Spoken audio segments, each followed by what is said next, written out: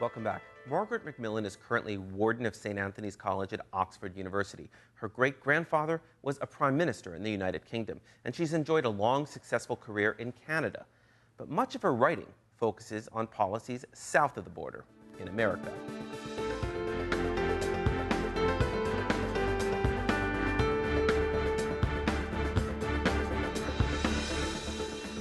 The critics of Obama's healthcare plan often throw out that Obama of course they have pictures of Obama with the Hitler mustache and claiming that the Nazis had socialized health care, and so therefore this is some sort of a Nazi kind of plot. I mean, watching that both as a Canadian and as a historian, I mean, I'm curious what your impression is of the discussions in the United States. I think they're absolutely weird. I mean, they show no knowledge of history at all. I mean, they throw around words like socialist. Most of the people who use the words, I suspect, don't have a slightest idea what socialism is. I mean, there was that classic sign at a rally saying, "Keep your socialist government hands off our Medicare." Right. I mean, what do they think? You know, what do they think Medicare is? Who do they think is paying for it? I mean, I don't get it. And the Nazis didn't introduce socialized medicine. Bismarck, who was a conservative, did. I mean, you know, I think these words have become terms of abuse. I don't think the people who use them. I really don't think I don't think they know what on earth they're talking about. Well, in your most recent book, you talk about how history is abused by amateurs, by people who don't really understand how to bring, whether it's academic rigor or journalistic rigor, any sort of rigor to the history. Can you give me some other examples of that recently have irked you? Well, the way in which people have said, you know, it's quite clear that you must always be tough with dictators. I mean, the whole argument for dealing with Saddam Hussein was that he's just like Hitler and just like Mussolini, and therefore we can't take a chance and leave him in power. He wasn't just like Hitler and Mussolini. I mean, Hitler was a danger because he controlled a very powerful country at the heart of Europe and was a menace to his neighbors as well, of course, to a great many people who lived in Germany. Saddam Hussein wasn't a menace. I mean, he had been basically curtailed, his power had been removed. So to say, I mean, it might have been a better analogy in 1990. When he was a bit of a menace. I mean, he had weapons of mass destruction at that point and seemed to want to actually mess around in the Middle East. But you're right. By the time the second invasion happened, he was sort of... The much better analogy with Saddam Hussein by the time of the second invasion would have been containment, which is what the Americans did with the Soviet Union during the Cold War. I mean, he had been contained, much more even than the Soviet Union, and wasn't a threat. I mean, he was a dreadful man, as Tony Blair kept on saying. He was a very wicked man. But there are a great many wicked people running countries in the world, and we don't go in and remove them all. And so I think the whole argument to remove Saddam Hussein was a bad one. Well, since 9/11, in the United States in particular, there have been critics of the Bush administration's policies, and now even to some extent Obama's policies dealing with terrorists, have drawn historical analogies to the past. New McCarthyism has been thrown around.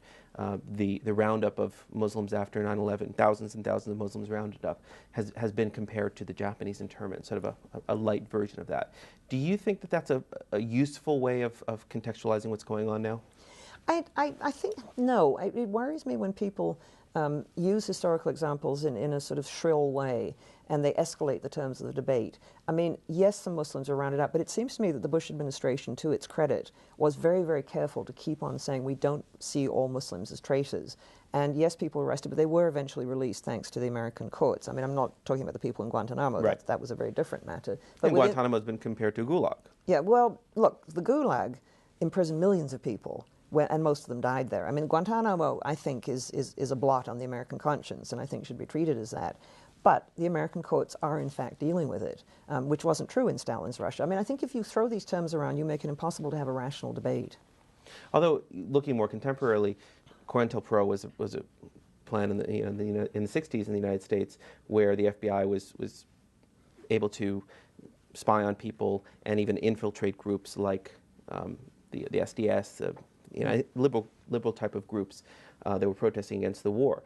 That is going on now to some extent, and the critics of the Patriot Act have drawn comparisons to the COINTELPRO. COINTELPRO was disbanded by the Church Commission because they said this is unconstitutional, and people are saying, well, we're sort of following the same pattern again.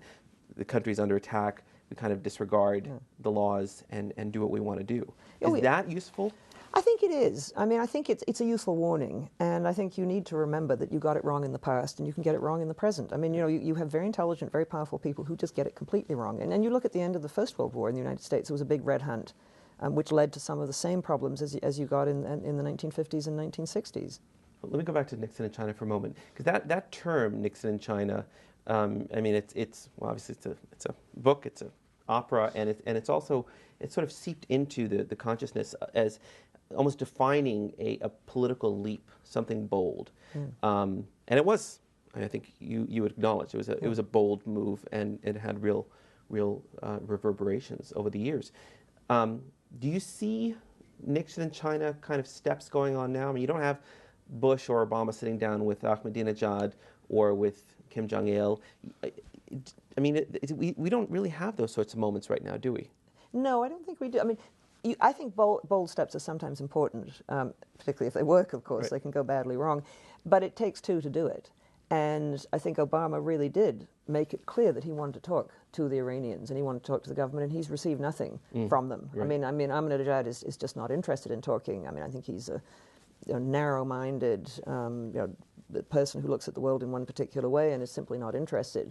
I think Obama would be prepared to make such a gesture. And I think there was a very important gesture made in the 1970s when Anwar Sadat went to Israel and talked to the Knesset. I mean, that was one of those moments when it was very, very important that it should be done. Was it described as a Nixon in China moment? You know, I don't remember. I wonder if it was, because it came at the end of the 70s, didn't Yeah. it? So it could have been. But I can't see today where bold moments like where a move is needed is in American-Iranian relations, but it won't happen until the Iranians are prepared to let it happen. Kim Jong-il, I mean, I wouldn't count on that. I wouldn't hold my breath on anything happening there. I think highly unlikely. But studying moves like that, you think is useful, potentially for guiding political leaders today? Yes, I think because sometimes you need to cut through what can be a very complicated situation. You just say, okay, let's do it. You know, let's actually do it. And I think that can be important. And I think if it works, as I say, it can be very important. And I think symbols are important in life. You know, a handshake's important, a gesture is important, an apology is important. And that's true at the level of international relations as well. So sometimes the right gesture at the right time, the right visit can be very, very important indeed. Well, thank you so much for joining us. Thank you. Coming up, he went from being the star of his company's furniture commercials to starting a charity that helps addicts go clean and re-enter the workforce. John Volkin, formerly of United Furniture Warehouse, is here next.